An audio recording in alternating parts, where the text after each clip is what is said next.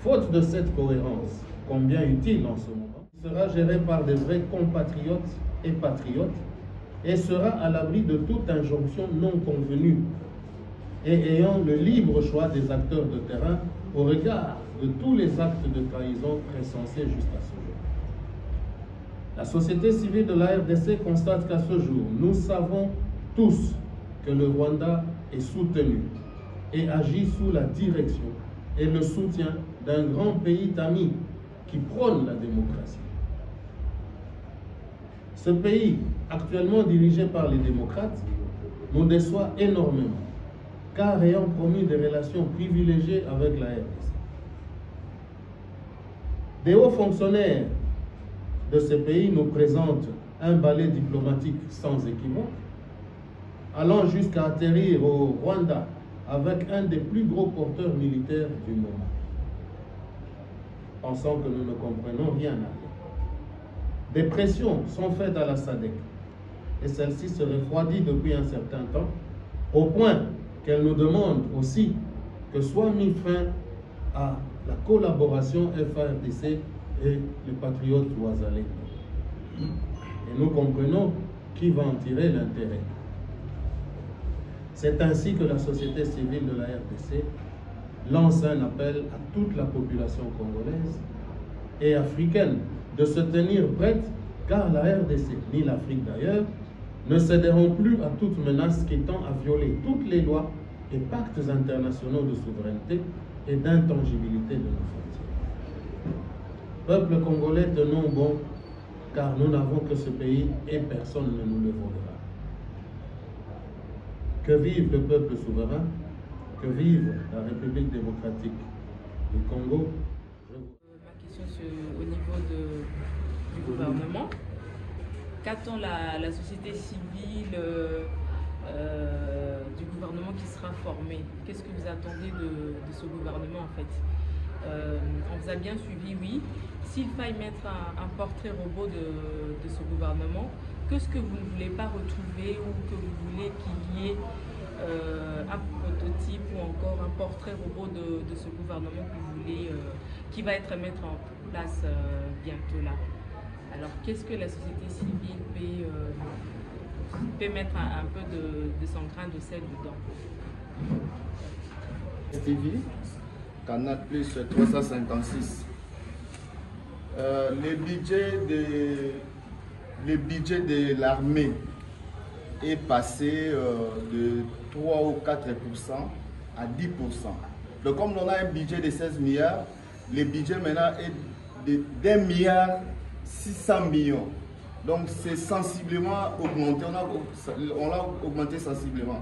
Alors, qu'est-ce que ce budget a servi pour sécuriser la nation et pourquoi, malgré cette augmentation, vous voulez encore aller plus loin en demandant encore la création d'un autre ministère pour aussi consommer aussi de l'argent du trésor public aux côtés du ministère de la Défense? C'est ça ma première préoccupation. Ma deuxième question est celle-ci. Vous accusez une grande puissance internationale qui aiderait le Rwanda afin de déstabiliser la sécurité ou de déstabiliser la RDC. Maintenant, pourquoi ne pas traiter seulement avec la grande puissance au lieu de se plaindre chaque fois, au lieu de se plaindre, aller chercher l'appui de la SADC, tout ça, des groupes armés? Mais les États-Unis sont là. Mais là, pardon, je ne cite pas les noms, hein, je me réserve. Qu'est-ce qui empêche à nos autorités de coopérer directement avec cette grande puissance au lieu de chercher de l'aide de petites tailles? Voilà un peu ma dernière préoccupation pour l'instant. Moi, j'aimerais savoir ceci. En fait, cette guerre n'a pas commencé aujourd'hui. Il y a cela plus de 20 ans. Et je pense qu'on a eu à organiser des élections dans la guerre et pendant cette période de la guerre. Et ma question est celle-ci. Depuis tout ce temps-là, pourquoi pas vous avez eu à proposer, soit à donner cette idée de créer ces ministères que vous demandez? Et pourquoi c'est arrivé seulement à ce moment? Parce qu'on a eu le gouvernement a décrété l'état de siège et tout. Et il y a un moment, il y a eu même des réformes et des assises au niveau de l'Assemblée nationale pour la levée, soit la maintenance pardon, de cet état de siège. Et pourquoi pas, vous avez proposé de créer une structure qui peut travailler avec les ministères de la Défense au lieu de créer tout un ministère que vous demandez. Et pourquoi toujours pourquoi cette idée n'est pas venue depuis tous ces temps que nous étions en guerre? Et ce n'est pas seulement parce que le chef de l'État avait commencé un nouveau mandat avec un nouveau gouvernement que vous aussi, vous avez créé votre ministère, c'est pour les soucis de la République. Si c'est pour les soucis de la République, pourquoi c'est venu à ce moment? Et pourquoi? Pour la question, pour ceux des organes ou des journalistes qui nous fréquentent, ils savent bien que nous avions proposé cette idée il y a de cela une année, à peu près.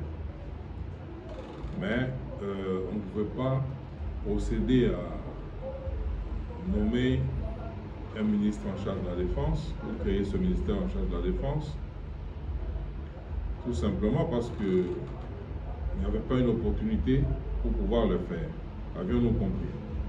Aujourd'hui, il y a une opportunité. Il y a un gouvernement en gestation. Et en ce moment, le pays est plus que jamais menacé. Ceux qui agissent derrière le Rwanda ont mis de côté les masques. Ils agissent maintenant au grand jour. Et il est temps pour nous de comprendre, tout le monde l'a déjà constaté, que ce n'est pas le petit Rwanda qui nous agresse. Nous avons affaire à une grande puissance, amie de surcroît. Pourquoi ne pas traiter avec cette puissance directement? Nous disons que nous sommes partenaires, voire même privilégiés. Depuis l'accession du président Félix à la tête de la magistrature suprême, il y a eu de très bonnes relations avec cette puissance qui sont qualifiés de privilégiés. Mais nous sommes surpris et nous sommes très déçus de constater que pendant que nous entretenons ce genre de relations privilégiées, mais dans l'agir, ils sont en train de nous montrer que ce n'est qu'un privilège de façade, mais au fond, ils soutiennent le Rwanda. Ils pensent qu'avec le Rwanda, ils peuvent mieux entreprendre. Ils vont jusqu'à dire qu'on n'a qu'à constater, nous n'avons qu'à constater que le Rwanda s'est déjà approprié ou accaparé de certains territoires de la RDC. Allez-y comprendre. Un pays souverain, la RDC, dans un monde civilisé.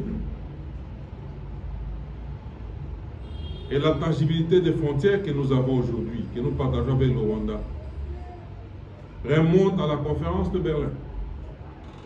Mais voir que, avec une légèreté déconcertante, on est en train de nous dire que, constatez seulement que le Rwanda est déjà chez vous, acceptez, et puis venez, et on nous dit, on nous rend pas les oreilles, pour dire qu'il faut aller négocier, aller discuter avec le Rwanda.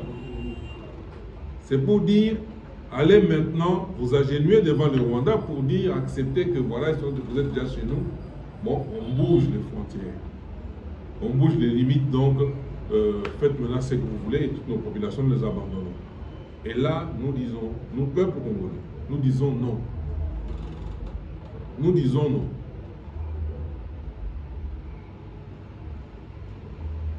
Le ministère, nous ne proposons pas parce que nous voulons occuper ce ministère, non. Sur le plan stratégique, nous pensons que maintenant, là, il faut aussi envoyer un message au monde. Et nous sommes prêts pour la guerre. Notre armée est très infiltrée. On le sait. Et on nomme des officiers pour gérer la guerre à l'Est, mais qui, au bout d'un temps, oui, s'illustre en homme d'affaires, s'illustre par la trahison, les actes de trahison.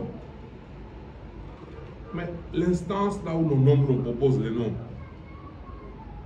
n'a-t-on pas compris déjà qu'on a assez proposé quand même des gens qui, de l'autre côté, trahissent? Il faut changer de tactique.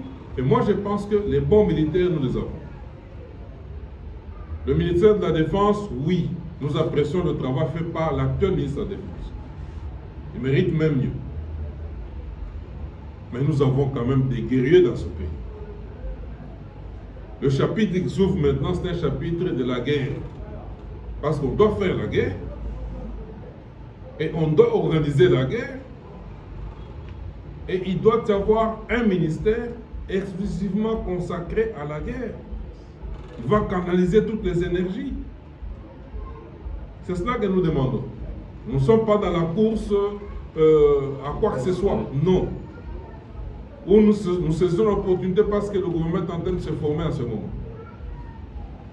Et nous ne sommes pas candidats à occuper ce ministère. Non. Et voilà la précision. Pour l'idée, elle remonte à plus d'une année. Oui.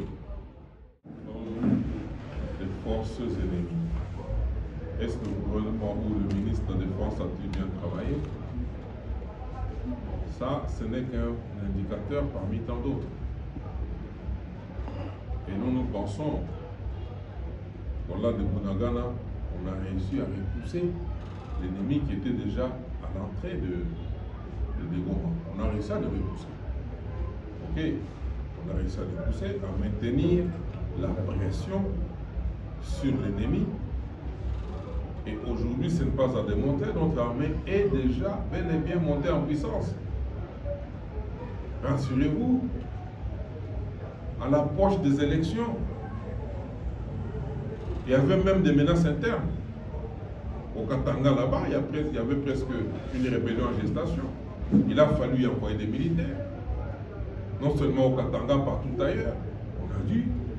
Ils ont dû déployer, faire un déploiement drastique de nos militaires partout là-bas.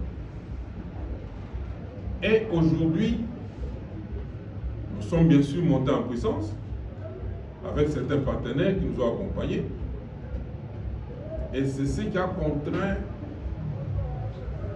à l'autre camp, en face de nous, à enregistrer ou à constater que le Rwanda, seul, comme on l'a toujours présenté, comme il a toujours entrepris, ne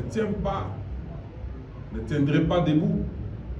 Et c'est ce qui a poussé maintenant à ceux qui ont toujours soutenu le Rwanda en dessous, en sous-main, sans montrer leur face, à entrer en action ouvertement. Aujourd'hui, on les voit en train d'aller convaincre, après l'avoir fait avec les forces, la SADC, ils sont en train d'aller maintenant convaincre tous ces pays-là engagés. On n'est pas engagé là-dessus. On va jusqu'à nous demander de nous délester de compatriotes Wazalendo qui ne défendent que leur espace de vie, leur territoire. Et l'appellation des forces négatives est revenue. On nous fait croire que ce sont des forces négatives. Négatives en quoi? Parce que défendent-ils leur territoire, leur espace de vie? Et si nous n'étions pas montés en puissance, on n'aurait pas vu ce balai diplomatique. On n'aurait pas vu les grandes puissances s'afficher maintenant ouvertement derrière le Rwanda. C'est parce qu'ils veulent maintenant répliquer. C'est une réaction relative à notre montée en puissance, à l'action que nous avons menée. Et qui est à la tête de cette action, c'est l'actuel ministre de la Défense, ça il faut le reconnaître. Mais notre système de défense accuse des faiblesses parce que nous avons des ennemis en notre sein. Et lorsque nous proposons un nouveau ministère de la guerre, chargé seulement de la guerre, c'est-à-dire ce ministère aura la latitude de sélectionner les éléments susceptibles de mener la guerre et nous épargner l'infiltration. Nous avons une armée puissante. Voilà. Coordonnateur de Colombie, deuxième question. On n'a pas vraiment de grands repères lorsque nous partons de la politique congolaise. Parce qu'elle n'est pas assise sur un socle idéologique. Les gens peuvent aller partager un verre et se dire, écoutez, on crée ceci. Autour d'un verre, ils créent une histoire et puis ils vous appellent, vous, les journalistes. Et vous, vous allez habiller cela et vous allez commenter, en faire des sujets ou des grandes préoccupations pour nous, la population. C'est décevant. Et c'est ce qui fait que on n'accède pas au développement politique. Parce que le premier développement, il est d'abord politique. Si politiquement, on ne se développe pas, on n'a pas une vision claire du développement. On est encore dans la politique du ventre. Comment voulez-vous que le pays se développe? Parce que la manière dont nous allons, je prends l'exemple de notre équipe nationale, et je félicite tous ces Ouazalais. Ce sont des vrais compatriotes qui sont en train de se battre et de défendre le pays. Lorsqu'ils gagnent, c'est tout le Congo qui jubile. Il y en a même qui meurent de joie, ou pendant la jubilation. Je voudrais, notre équipe a été ce qu'elle a été pendant des décennies. Tout simplement parce qu'en dessous là-bas, c'était quoi? Une question d'intérêt. Si vous ne signez pas un papier à l'entraîneur ou au sélectionneur ou ceci, comme quoi vous allez lui retourner quelque chose, on ne vous anime pas dans l'équipe. Bon ou mauvais, vous êtes, mais si vous ne faites pas ça, on ne vous anime pas dans l'équipe. Et les résultats étaient ceux que nous avons enregistrés depuis des décennies. Mais aujourd'hui que le président de la République s'est immiscé, s'est intéressé à ça, il a fait venir un bon entraîneur. Pour ne pas dire un staff des professionnels qui s'occupent maintenant des joueurs. Et ils ont fait une sélection objective, en prenant que ceux qui sont aptes à pouvoir répondre à la mission. Et nous engageons des victoires. C'est pareil pour l'armée. Et sortez des antivaleurs, sortez des inepties telles que le tribalisme, la représentation régionale et tout ça. Ça, c'est des bêtises. Et vous trouverez que la grande idéologie sur laquelle est assise notre système politique, c'est celle-là, géopolitique. Il faut que ceci se retrouve. Il faut que cette tribu... Les Amamatali, Makamba gouvernement et tout ça, c'est tout le Bible. Amamatali, Bitumba Est. Bitumbango et Oumeni. Atako, na mikolo uti koleka. Armée Nabiso, FARDC. Parce que Bidundeli ya malamu, omoni bamati na nguya. Na onde installé te, banguna na biso. Pour Bambouk et Zanan de leur Congo. Balembaki pe bakufeli batebele. La monde tini na bao bazaka sima na bambi misali bana. Tomoni bango bazotambola na bamboka nyonso wana oyo bazana kati ya Sadek oyo balengele te ba kopesa biso maboko. Bazotambola koyebisa bango bapesa biso maboko te. Toyoki Bayi Sadek, mususu bakomi kosenga toka bwana toto longola bawazalendo bazaba na mboka baokunda na mboka mabele na bango bangunda bakoteli bango na mabele oyo ya biso ya Congo pe eseka bango nde bavandaka toyebisa bango babunda lisusu te batika komunda te toto banda komundisa tendon du porteur au bout du gouvernement. Le gouvernement, c'est l'exécutif. L'exécutif doit prendre en charge la gestion du pays avec des priorités bien fixées. C'est à partir des priorités qui sont les nôtres actuelles. C'est à partir des aspirations du peuple auxquelles il faut répondre. Oui, c'est les aspirations du peuple. On connaît les attentes du peuple.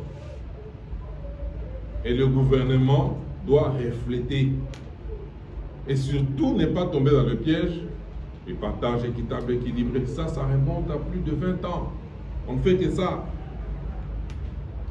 On donne les gens, on donne aux gens des ministères, juste que ces ministères se résument en quoi? Il faut engager maintenant les membres de leur parti politique qui se retrouvent, qu'ils mangent et comme ça, prochainement. Et maintenant là que le pays est très menacé.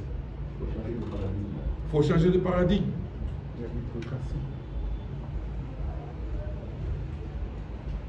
Il faut changer de paradigme. La méritocratie.